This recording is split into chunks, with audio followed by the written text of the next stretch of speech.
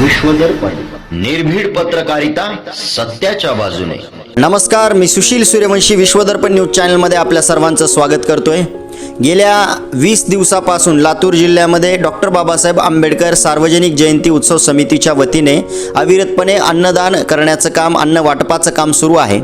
आणि त्यातलेच पहिले जे 8 दिवस होते ते 8 दिवस सुधाकरजी शृंगारे यांच्या माध्यमातून अन्नदानासाठी साहित्य आणि त्यासोबत आर्थिक मदत करण्यात आलेली होती.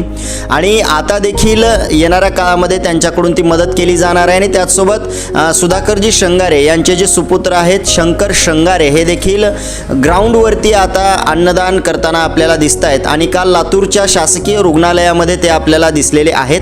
तर त्यांच्याशी आपण या ठिकाणी आज चर्चा करणार आहोत की सर, आपण काल लातूरच्या शासकीय रुग्णालयामध्ये त्या ठिकाणी अन्न वाटप करत असताना आम्हाला दिसलात, तर नेमकं काय अनुभव आला तुम्हाला त्या ठिकाणी? सबसे पहले मैं ये बताना चाहूँगा कि मैं बहुत खुश हूँ कि मुंबई से मैं लातूर आ चुका हूँ. और खुशी की बात यह है कि आज हमारे निखिल जी है रमाई योजना के कारण से आज वो जिस तरह से काम कर रहे हैं, और उनकी पूरी टीम को मैं धन्यवाद करता हूँ. और सच कहूँ तो जब भी ऐलान हुआ लॉकडाउन का, करीबन 4-5 दिन के बाद फेसबुक के माध्यम से हमारे कुछ मित्र हैं, उन्होंने भी हमें चर्चा की कि लातूर की हालत बहुत ख़राब है. जो बेचारे लातूर से जो बाहर से आए हैं पेशेंट्स, सुबह से हॉस्पिटल के बाहर ही लाइन में खड़े हुए हैं, ना ही खाना पीने का कोई, मतलब जैसे हम बोल सकते हैं कि हमारे जब घर के सदस्य को किसी को कोरोना हो जाता है तो इंसान खाना पीना छोड़ देता है. तो जब हमने निखिल के साथ जब चर्चा की इस बारे में, तो हमने सोचा कि उनके लिए कुछ करें हम. तो उस दिन से हमने शुरुआत की है और अच्छा भी लगता है. जब तक लॉकडाउन है तब तक हम ये करेंगे ही. तुम्ही आता असं म्हटलात की निखिलजी यांनी ती संकल्पना तुमच्यासमोर मांडली आणि त्या माध्यमातून तुम्ही अन्न वाटपाचं कार्य सुरू केलं. परंतु मागच्या म्हणजे मागेलचे 8 दिवस तुम्ही अविरतपणे अन्न वाटपासाठी त्यांना मदत केली आणि त्यानंतर मध्ये 8 दिवस तुम्ही त्या ठिकाणी अन्न वाटप करण्यासाठी तेवढे प्रोत्साहित दिसला नाहीत, मध्येच खंड पडला होता. परंतु लातूर जिल्ह्यातील जे काही दानशूर व्यक्तिमत्व आहेत त्या सर्वांनी मदत केल्यामुळे पुन्हा अखंडितपणे या ठिकाणी अन्न वाटपाचं काम सुरू राहिलं. तर मधल्या काळामध्ये आपण त्या ठिकाणी का तो खंड का पडला होता? सच कहूँ तो मैं पूरे लातूरकर से मैं माफ़ी मांगना चाहूँगा कि उस दिन मैंने कोविशील्ड का मैंने वैक्सीन लिया था, उस कारण से मेरी तबीयत बहुत ख़राब हो चुकी थी. और सच कहूँ तो 4 दिन मैं बेड पे ही था. तो जब फिर मैं 5वें दिन पे निकल से मैंने बात किया था कि हमें एक शुरुआत करना ही है. और उन जो लोगों ने जो मदद की थी जब मैं नहीं था वो टाइम पे, उन सभी का मैं धन्यवाद करता हूँ. बहुत आभारी हूँ जो लोगों के लिए आज वो कर रहे हैं, तो दान कर रहे हैं. बहुत अच्छा लगता है सुनकर. म्हणजे लातूरामध्ये जी अन्नसेवा योजना सुरू झाली होती, त्या अन्नसेवा योजना सुरू झाल्यानंतर जवळपास 8 ते 10 दिवस खासदार सुधाकरजी शृंगारे यांच्या माध्यमातून त्या अन्नसेवा योजनेला आर्थिक सहाय्य केलं जात होतं. परंतु मधल्या काळामध्ये जो काही खंड पडलेला होता तो शंकरजी शृंगारे यांची तब्येत थोडी खराब असल्यामुळे त्या ठिकाणी बंद पडलेला होता.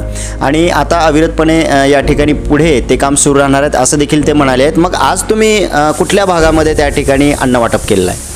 अब यहाँ पे 12 नंबर में पाकर सांगली करके एक बस्ती है, तो वहाँ पे हम गए थे. बेचारे जो लोग थे बाहर से आए थे, उनका जो रोज़गार जो चलता है, जब मसाले वगैरह बेचते तो उनकी इनकम सोर्स वहाँ से चलती है. तो आज लॉकडाउन के कारण से आज उनका इनकम सोर्स नहीं है. जब हम वहाँ पे गए, लोगों को हमने देखा तो सच में बहुत बुरी हालत थी. छोटे छोटे बच्चे थे वहाँ पे. और मतलब सच कहूँ बहुत बुरा लगा हमें उनको देख के.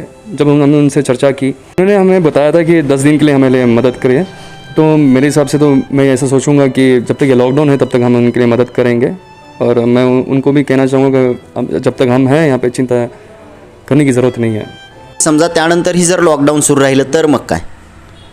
हम तो करने वाले हैं. जब तक ये लॉकडाउन है तब तक हमें करने वाले ही है इस चीज़ को, कोई शक नहीं है उसमें. लातूरचे खासदार सुधाकरजी शृंगारे यांचे सुपुत्र म्हणून तुमची संबंध या लातूर जिल्ह्यामध्ये ओळख आहे. आणि तुम्ही गाडीच्या खाली उतरत नाहीत आणि त्याचसोबत तुम्ही एक रिच पर्सनॅलिटी म्हणून तुमचं आयुष्य व्यतीत करता, अशी ही चर्चा लातूर जिल्ह्यामध्ये असते. काय सांगाल? सच को तो वैसा कुछ है नहीं है. अभी कल का ही उदाहरण देख लो. कल मैं नीचे बैठ के मैं खुद टिफ़िन पैक कर रहा हूँ, खुद मैं सामान नीचे उतार रहा हूँ. तो जो चर्चा चल रही है बाहर, मेरे हिसाब से वो गलत ही है. और मेरा ऐसा कभी ऐसा हूँ नहीं कि मैं खादर साहब का लड़का हूँ और मैं ये सब चीज़ें नहीं कर सकता.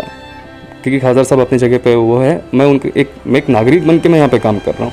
मैं किसी का लड़का हो के मैं काम ही नहीं कर रहा सच करता. तो जनता के लिए मैं मतलब ये मेरी मट्टी है, ये मेरा लातूर है. मैं लातूर लोगों के लिए मैं कभी ऐसा सोचूंगा नहीं कि गाड़ी से उतरूँ और उनके लिए मैं कभी काम नहीं करूँगा. मेरा ऐसा कभी रहा ही नहीं है.